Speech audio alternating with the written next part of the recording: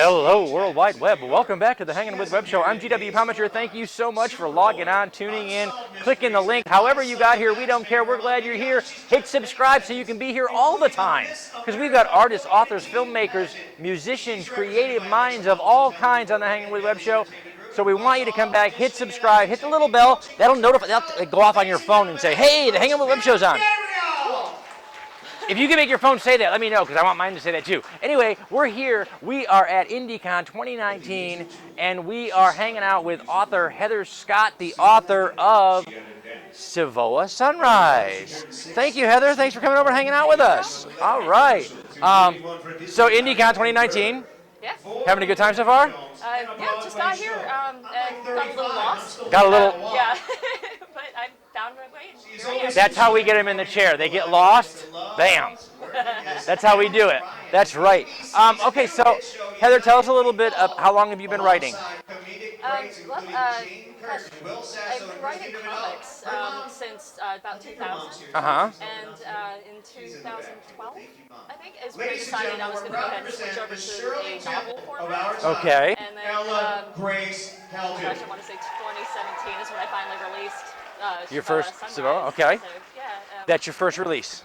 yes. No, novel release, yeah, yes. first novel release. Yes, okay. And I've been doing comics prior to that. Awesome. What was that transition like, though, from going from comic strips to full-on narrative? It was insane.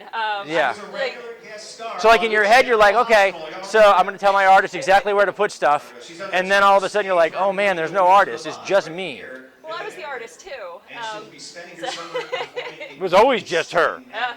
It's like but now she's not talking to herself anymore. No, Except, I'm talking to myself more. oh my! So now what used to be the art for you is now a full-on narrative structure. Yeah. So what was that transition like? Very, very weird because I was still, when you're writing a script format, and particularly with comic scripts, I was doing like little stick figures, and then I was able to translate that into comics, panels like no issue. Without the panels there, now I'm just like, wait, how do I present this scene? How do I, because you think in the panel format, and then it's gone. It was a little tricky. It is. My very first novel was actually a novelization I did of a screenplay that I had done.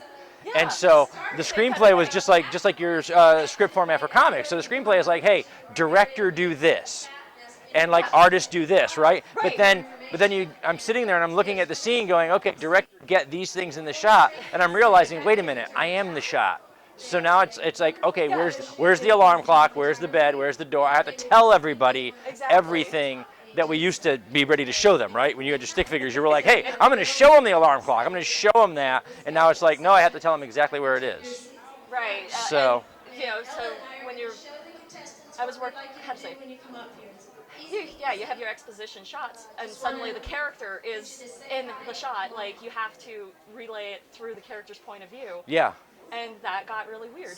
Yeah, really. Yeah, it would, because you're used to that format. You are omniscient. You're the fly on the wall. You can see everything. Yeah. You see stuff the character doesn't see, and narratively, that's a difficult thing to do. Writing in third-person omniscient is really difficult. Yeah. Most people write in second, from the point of view of over the character's shoulder. So we get things as readers as characters get them. Right. It saves That on some things, translation right? is Yeah. difficult. Yeah, it is very difficult. So, give us the book blurb. What is Savoa Sunrise about? Okay, it's a YA fantasy. Okay. And in a nutshell, it's about a teenage girl trying to escape an evil sorcerer, and she's thwarted by As a one secret does. rebellion. If you're a teenage girl and you know an evil sorcerer, you try to escape. That's what you do. Yeah. It's kind of a thing. Wow. Okay. So, what kind of comics did you do before this? It was actually also it was the same story. The same basic. Okay. Yeah, Oh. So you had the Savoa Sunrise is actually in a comic format somewhere. Yeah. Yep. That's cool. Yeah, all of it's available on worldofshavoa.com. Worldofshavoa.com. Yeah. So the whole SIVO. world of Shavoa is there at a .com. Yep. And she did all that. I did. So okay. All right. Let's talk about world building. What were the challenges, both in the comic format and in the narrative format of building your world, creating something new? I mentioned the rebellion and that she's got to escape. I basically made an impenetrable fortress. And then I had to break into it and break out of it, and that was really Game of Thrones hard. had a quote I was going to use, but I won't now because it's, you know, it's a family show. Yes, exactly. See that? She knows. She has climbing spikes in her purse. That's all we're saying. All right. Okay. So, so YA fantasy. So it's a younger protagonist, younger cast of characters. Yeah. Okay. It's kind of her coming of age story, which that is the genre's definition. So It is perfect. And so, as a young adult yourself, as an adult, writing that perspective, is that something that comes naturally to you, or is that something that you have to work a little bit on? Because I know myself, it's been so long now, I have to kind of go back and go, okay, what would I have done? Oh my God, I would have done what? But, you know. Exactly, yeah. Because I'm a mom, a lot of the teenage perspective has kind of vanished. So As it I does. had- Until your teenager walks in and tries to tell you what the perspective is, and you're like, no. Oh yeah, That I is remember so not. No. But yeah, but when you're writing, though, you really have to get into those shoes again. Yeah. You know? So My shoes from those are really tight, so it's really hard. Makes me. I actually, teenage years, I stopped growing, so I can still fit into those clothes. Me too. It's sad, but it's true. I think about 15, I was like done. And I'm like, so this is how tall I am, for real. I'm not sitting down. This is a dummy. But you But wanted your first pair of Doc Martens too? yeah, you know, you're like, come on. Okay, we dated ourselves slightly, Yeah. but not a lot. No, they came back. See, it's the thing now. So okay,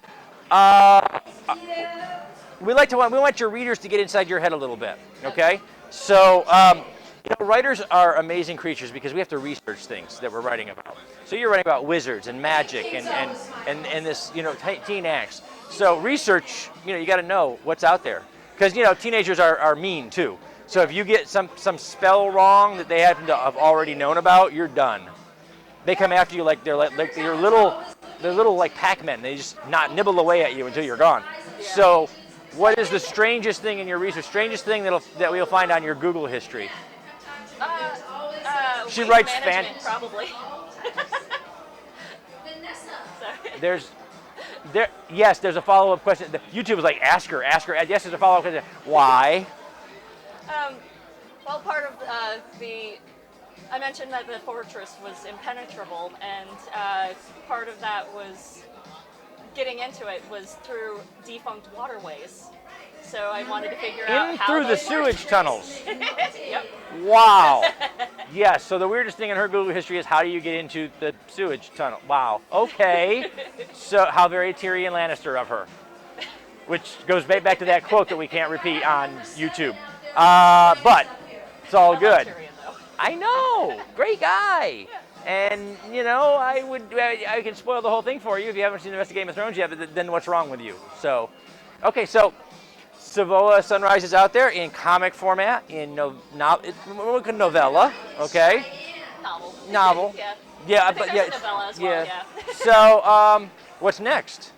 I'm You're gonna keep playing in this universe? Yep, I'm working on the sequel novel to it, Savoa Zenith, right now. Savoa Zenith. Zenith. Things are hitting their high point. Yep. See where we're. Yeah, they don't get it anyway. Okay, Savoa Zenith. What are you working on in that? What's the follow-up? Without spoiling the first one too much. Oh gosh, it's really hard to go into that without spoiling because See? there's a huge time jump, and the time jump is very, very relevant to the first. Okay, so huge time jump. So are we still writing for YA? We're just writing an older version of the characters. It's direct continuance, so it is an older version. Okay. So Easier to write? More difficult to write? Now that you've established this particular character and these group of characters, now you have to time jump them into another age bracket. Yes, yeah, and it's interesting because it goes from a sort of a medieval fantasy setting to a futuristic fantasy setting. So there's a lot I have to write. As things do. Okay, now you are nominated for an IndieCon award. Yeah. What? Savoa Sunrise won Best Fantasy Novel. Best fantasy novel. And I didn't find out about it until Monday. So Congratulations, by the way. Wonderful. Awesome. Okay, so here you are. This is your first novel. And here you are at IndieCon, ready to best fantasy novel. Yeah. How's that feel? A little overwhelming. Is it? Very exciting. Yes. Yes. It's wonderful because from now on she'll be able to put on all of her book blurbs, award-winning author. Yay. Yes. I have my laurel right at the bottom of my banner. So I'm like, yes, I'm all ready. And whenever the girls talk to me now when I walk in the house, I'm like, okay, whenever you introduce me to people, it's as award-winning author and journalist. See, because So they're probably like, yeah, that's my dad. He won an award. yeah, basically that's it. That's my And whole daughter world. immediately jumps right to unicorns. It's like, that's my mom, and I have unicorns. Nice. I like that. Because unicorns. That's all you need to say at that point. You're done.